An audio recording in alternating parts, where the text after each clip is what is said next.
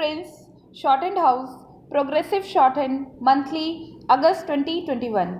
I am going to dictate exercise number 22 and 23, both exercises continuously at the rate 80 words per minute. So be ready. Start. Sir, 40 years ago, when we achieved our independence, it was not the end of our fight, but a beginning of a new fight. A fight against poverty and a fight to make freedom a reality for our teeming millions. All of us are partners in this great struggle, and we have to go a long way to achieve our objectives. We have to ensure a better life for our children and find more jobs for our young men. During the last 50 years, we have covered a long journey, a journey not of comforts alone, but of many hardships, difficulties, and dangers. But as you know, we are today stronger than ever before. We are more resolute and united, and our democratic institutions have taken deeper roots. However, we have to see that the pace of our progress is accelerated and we fulfill our pledges. As you know, we have made some progress and have a number of achievements to our credit. But I regret to say that there are some people in our country who even question these achievements. There is a mighty upsurge in India today, and we all should try to gear ourselves to meet the challenges before us. We should strive for unity and strength to achieve our objectives. Any temporary difficulty or our failure to do things should not lead us to believe that there has been no progress. We do make mistakes sometimes, but these cannot nullify our achievements. While we criticize ourselves for our shortcomings, we should not overlook our many achievements. We have to do some heart searching and decide what the shape of things should be. Almost every year, as you know, we face droughts in some parts of the country and floods in others. But the impact of such tragedies today is not the same as it used to be years ago. Previously, whenever there was drought in rural areas, there was hardly any assistance from outside. But things are quite different now. We take immediate steps to rush aid to the affected areas and face the calamity unitedly. We cannot prevent the vagaries of nature, but we can always face them unitedly. A significant development we see is the increasing self reliance among our people and a belief that they alone are the masters of their destiny. This is our greatest asset and a source of our real strength. As you know, we have made considerable progress in the fields of agriculture and industry. 55 years ago, when we become free, our condition was really bad and we were full of anxiety. We were faced with so many problems, and it looked as if we would not be able to preserve our independence. But these people were proved wrong. We were successful in solving our problems one by one, and during these years made significant progress in every walk of life and improved our performance in industrial and agricultural fields. Food production in the country increased. A large number of new factories have come up. And again, all the critical and complex problems were solved one by one. Production of steel and electricity has increased. Many heavy machines which we were formerly importing are now being manufactured in the country. The development of heavy industry has enabled us to manufacture other machines indigenously. It is true that our production is largely due to rapid increase in our population. So we are always faced with the problem of how to meet the demand which is increasing day by day. Some people do not see things in proper perspective and try to belittle the achievements. Such persons who close their eyes to the realities are no friends of the people. I would like to take this opportunity to thank our armed forces for their heroic and courageous deeds. These brave soldiers and officers of our army, navy, and air force have made great sacrifices to safeguard freedom of the country, which has been attacked 5 times. I firmly believe that the freedom of India will always be safe in their hands. We express our gratitude and sympathize to the families of our brave soldiers and officers who lost their lives in the fighting. All of us, including our army and police, have to make a united effort to uplift the country.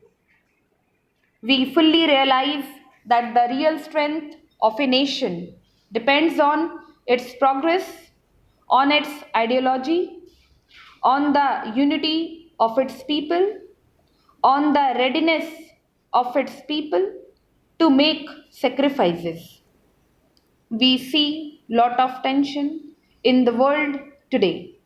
The real question before us is whether we want to put away our energies in useless agitation and quarrels, or whether we want to look into our future and act to make it really prosperous.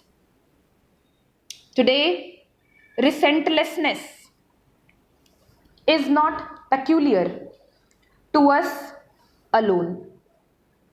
Youth all over the world want more and more participation in political and social affairs of the country at large. This is a universal phenomenon today. Stop. Next, be ready. Start. First and foremost, it is pertinent to note that this court, in its judgment in Sayyid Abdul Qadir's case, recognized that the issue of recovery revolved on the action being iniquitous.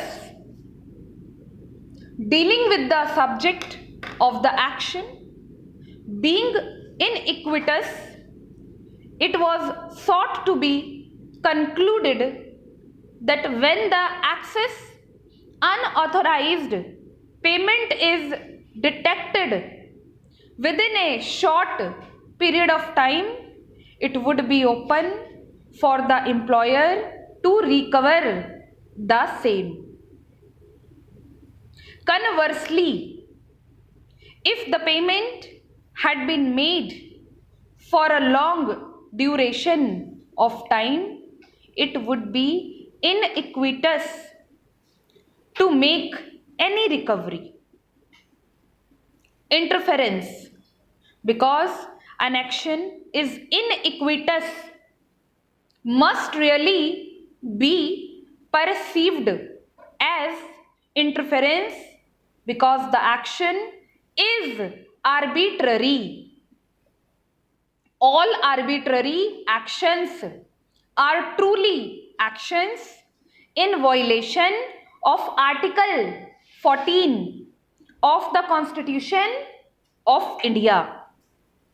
The logic of the action in the instant situation is iniquitous or arbitrary or violative of Article 14 of the Constitution of India, because it would be almost impossible for an employee to bear the financial burden of a refund of payment received wrongfully for a long span of time.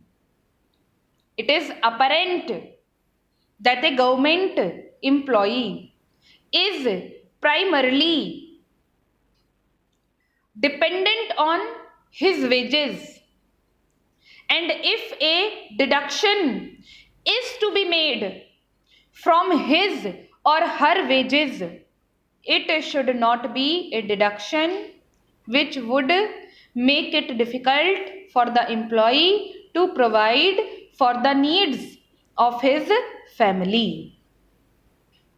Besides food, clothing, and shelter, an employee has to cater not only to the education needs of those dependent upon him, but also their medical requirements and a variety of sundry expenses. Based on the above consideration, we are of the view that if the mistake of making a wrongful payment is detected within 5 years, it would be open to the employer to recover the same.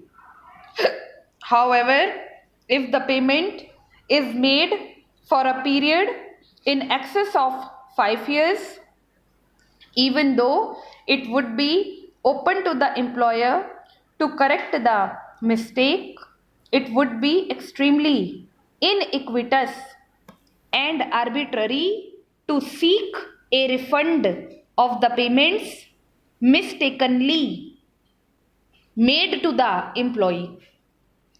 In this context, reference may also be made to the decision rendered by this court in Shyam Babu Verma versus Union of India SCC 521, wherein this court observed as under, we have held that the petitioners were entitled only in terms of the recommendations of the Third Pay Commission with effect from January 1, 1973. Accordingly, we direct that no steps should be taken to recover or to adjust any excess amount paid to the petitioners due to the fault of the respondents, the petitioners being in no way responsible for the same. It is apparent that in Shyam Babu Verma's case, the higher pay scale commenced to be paid erroneously in 1973. The same was sought to be recovered in 1984, that is, after a period of 11 years. In the aforesaid circumstances, this court felt that the recovery after several years of the implementation of the pay scale would not be just and proper. We therefore hereby hold recovery of excess payments discovered after 5 years would be iniquitous and arbitrary, and as such violation of Article 14 of the Constitution of India. Examining a similar proposition, this court in Cole B.J. Accra versus Government of India observed as under, such relief restraining back recovery of excess payment is granted by courts not because of any right in the employees but in equity in exercise of judicial discretion to relieve the employees from the hardship that will be caused if recovery is implemented.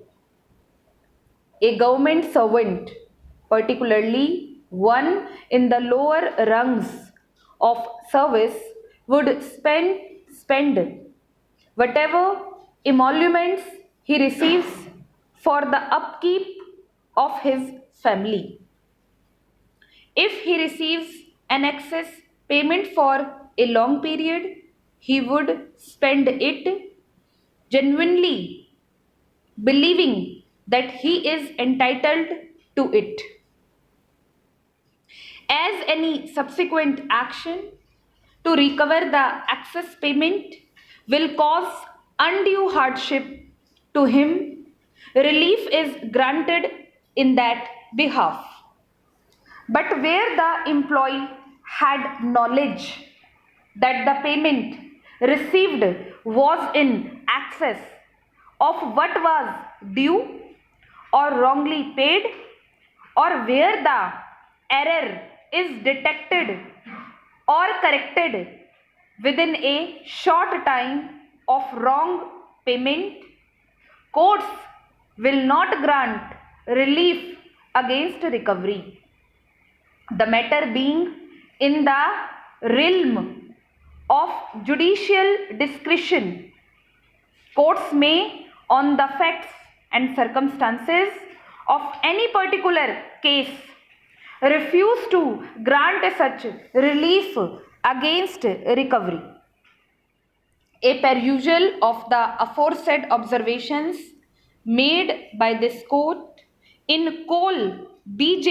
Akra's case reveals a reiteration of the legal position recorded in the earlier judgments rendered by this court, inasmuch as it was again affirmed that the right to recover would be sustainable as long as the same was not iniquitous or arbitrary. In the observation extracted above, this court also recorded that recovery from employees is lower rung of service would result in extreme hardship to them. The apparent explanation for the aforesaid conclusion is that employees is in lower rung of service would spend their entire earnings in the upkeep and welfare of their family, and if such excess payment is allowed to be recovered from them, it would cause them hardship. Stop.